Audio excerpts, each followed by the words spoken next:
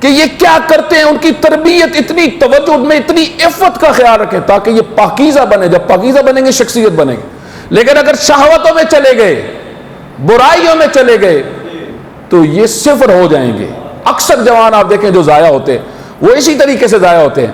تو امیر المومنین کے اس فرمان، تو یہاں پہ اب میں نے اس محفل میں ہم کسی طرح بیٹھے ہوئے یہ فرامین ہم سنیں، یہ فرامین جب وہ سنے گا تو اس کو توجہ اس کی آ جائے گی. توجہ کریے، میں بڑا مہم مطلب عرض کرنے لگا ہوں. امام باقر علیہ السلام کی بارگاہ میں ایک شخص تھا،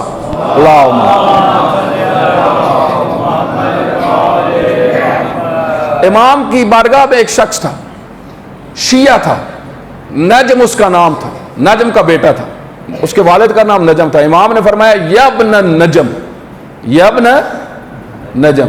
خصال شیخ صدوق کی جو کتاب ہے اس میں یہ حدیث ہے، یا ابن نجم. اس نے کہا مولا کیا ہم آپ کے ساتھ جنت میں ہوں گے؟ حضرت نے فرمایا بالکل، ہمارے شیعہ ہمارے ساتھ جنت میں ہوں گے، لیکن جو دو کام کرتا ہے نا ابن نجم، میں اس کی گارنٹی نہیں دے سکتا.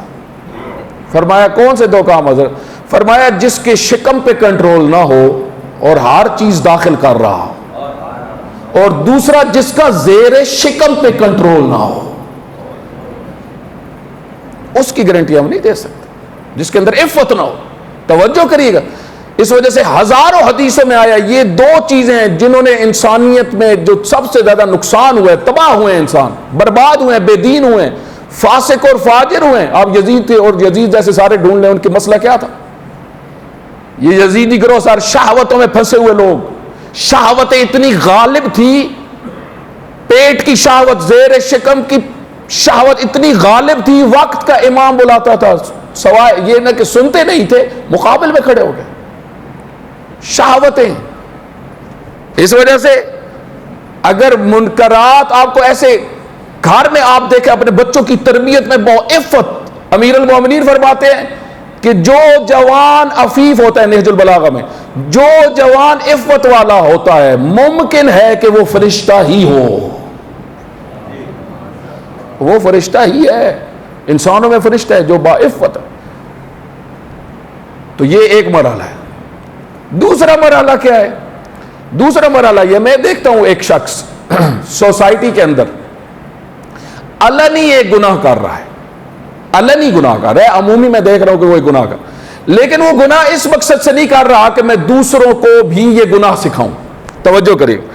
مثلا فرض کریں کوئی جھوٹ بولتا ہے، عادت بن گئی ہے اس کا جھوٹ بولنا. ایک صلوات پڑھیں محمد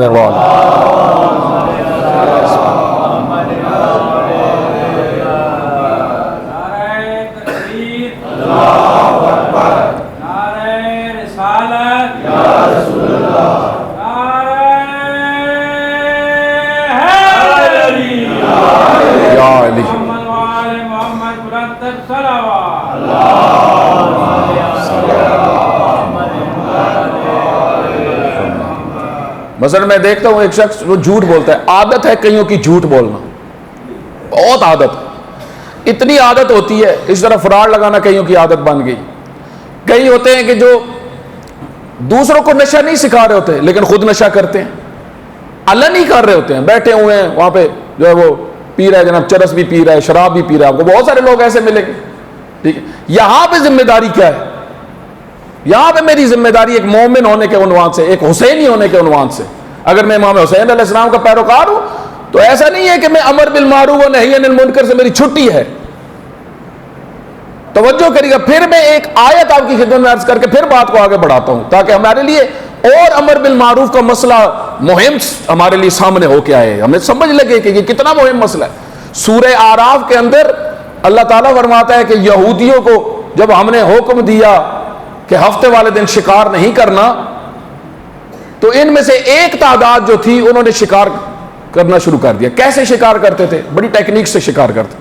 یہ اس طرح کرتے تھے، ظاہر میں انہوں نے کہا چلو ہم ڈائریکٹ نہیں پکڑتے مچھلیاں، لیکن اس دریا کے قریب ایک چھوٹے سا یہ کنواں ٹائپ بنا دیتے تھے، کوئی ایسے جس طرح وہ کہتے ہیں تالاب قسم چھوٹا سا بنا دیا تاکہ مچھلیاں وہ جو ساری ہفتے کو اکٹھی ہوتی ہیں، اللہ آزما رہا تھا ان کو، سمجھ لگا کہ ہفتے کو اکٹھی ہوتی ہیں. تو انہوں نے جب دیکھا کہ ہفتے کو اکٹھی ہوتی ہے تو انہوں نے وہ چھوٹا سا تالاب ساتھ بنایا تاکہ وہ ہفتے والے دن ساریاں ادھر آ جائیں، اور اتوار والے دن یہ صبح جا کے اس کو آرام سے ساریوں کو قابو کر لے. اللہ کو یہ چیز، اللہ دیکھیں آپ کار تو کام وہی رہا ہے انسان جو حکم ہوا تھا کہ نہیں کرنا، لیکن ایک ذرا بہانہ بنا رہا ہے، لیکن اللہ تو بہانہ کو سمجھتا ہے کہ یہ اندر سے چاہتا ہے اور مخالفت بھی کر رہا ہے۔ اس عمل کی وجہ سے 3 گروہ بن گئے بنی اسرائیل کے۔ یہ قرآن کریم میں بالکل واضح طور پہ سورہ اعراف کی 174-75 آیات میں یہ ذکر ہوا ہے، توجہ کریے گا، سورہ اعراف میں ہے یہ پورا واقعہ۔ اب 3 گروہ بن گئے، ایک گروہ وہ جنہوں نے ہفتے والے دن شکار شروع کر دیا، ایک گروہ وہ جو خاموش ہو گیا، کسی کو کچھ نہیں کہتا تھا، لیکن یہ ان کو پتا تھا کہ یہ لوگ غلط ہیں، دل میں نفرت کرتے تھے کہ یہ غلط ہے، لیکن دل تک بس کہتے نہیں تھے، سمجھاتے نہیں تھے۔ تیسرا گروہ جو تھا وہ کبھی کبھی جا کے سمجھاتا تھا، وہ جا کے بلکہ اکثر الجھتے رہتے کہ یہ نہ کرو یہ کام، یہ عذاب آ جائے گا۔ جس طرح ہمیشہ ہر امت میں کچھ لوگ ہوتے ہیں، روکتے تھے ان کو، اس سے الجھاؤ پیدا ہوتا تھا۔ وہ جو خاموش تھے انہوں نے ان کو آ کے کہا کہ جو امر بالمعروف اور نہی عن المنکر کرتے تھے کہ تم کیوں ان لوگوں کو سمجھاتے اور الجھتے ہو، ان پہ اللہ کا عذاب آنا ہی آنا ہے، ان پہ اللہ کا عذاب آنا ہی آنا ہے، تو تم کیوں الجھ رہے ہو؟ تو انہوں نے جو دلیل دی، توجہ کریے گا، یہ جو امر بالمعروف کرنے والے تھے انہوں نے جو دلیل دی، سورہ اعراف میں اللہ فرماتا ہے انہوں نے کہا ہم 2 وجہ سے یہ کام کر رہے ہیں۔ ایک، قیامت والے دن اللہ کے سامنے ہمارے پاس دلیل ہو کہ ہم نے اپنا فریضہ ادا کیا، اور دوسرا شاید ان میں سے کوئی ہماری بات سمجھ جائے اور اہل تقوی نکل آئے اور آ جائے۔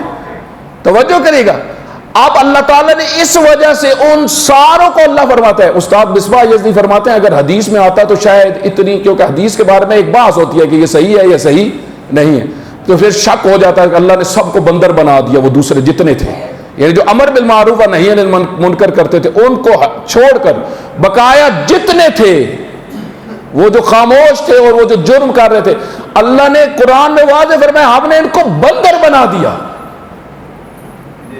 صرف برائی سے نہ روکنے کی وجہ سے۔